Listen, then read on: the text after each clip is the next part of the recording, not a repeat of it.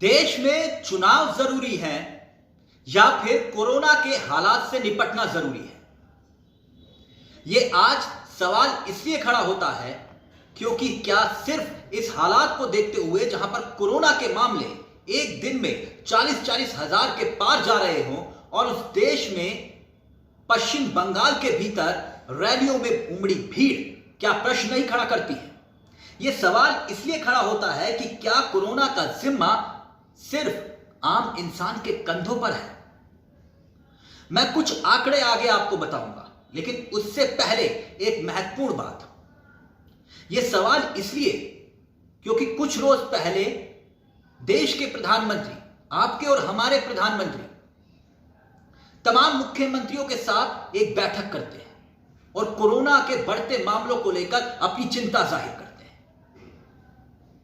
और चिंता होनी चाहिए। ताली और थाली एक साल पहले आपने और हमने ही बजाई ना, और उन्हीं के कहने पर बजाई, क्योंकि वो देश के मुखिया हैं।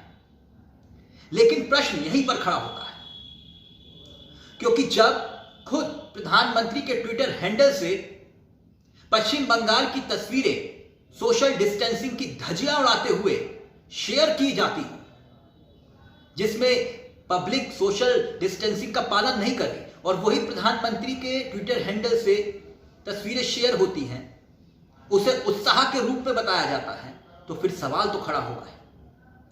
रैलियों के दौरान उमड़ी भीड़ सवाल खड़ा करती है, चाहे वो ममता बनर्जी की हो, प्रियंका गांधी की रैली हो असम में, या फिर पश्चिम बंगाल में अमित शाह, योगी आदित्यनाथ, या फिर देश के प्रधानमंत्री की। एक दिन में 40,000 केस, जो 63 दिन में मामले दुगने हो रहे थे, वो अब 11 से 12 दिनों में दोगुने हो रहे हैं। बात यहीं तक सीमित नहीं है। एक खबर जो आप तक पहुंची नहीं, वो भी पहुंचा देता हूं। वैसे इसका कोरोना से सीधा लेना देना तो नहीं है, लेकिन कोरोना से अलग हटके इसे देखा भी नहीं जा सकता, क्योंकि अगर लॉकडाउन की स्थिति पैदा हुई या जनता कर्फ्यू लगा तो फिर क्या होने वाला है? क्योंकि ये आंकड़े हैं हैरान करने वाले। गरीबी रेखा के नीचे आने वाले लोगों की वर्ल्ड बैंक ने एक रिपोर्ट तैयार की, और वो जो रिपोर्ट है वो ये बताती है कि 90 के दशक के बाद पहली बार ऐसा हुआ है जो मिडिल क्लास कम हुआ है, जो मिडिल क्लास लोग हैं वो कम हुए,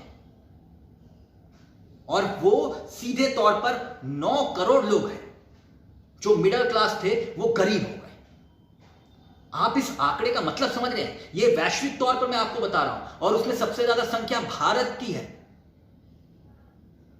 यानी अब देश के भीतर लॉकडाउन जैसी स्थिति आती है तो वो बहुत भयावह होगी, जिसका आकलन हम शायद कर नहीं पा रहे हैं।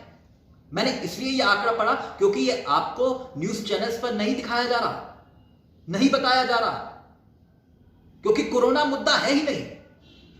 नंदीग्राम, पश्चिम बंगाल, फटी हुई जीन्स, 100 करोड़, सिर्फ यही तो मुद्दा है देश के लिए।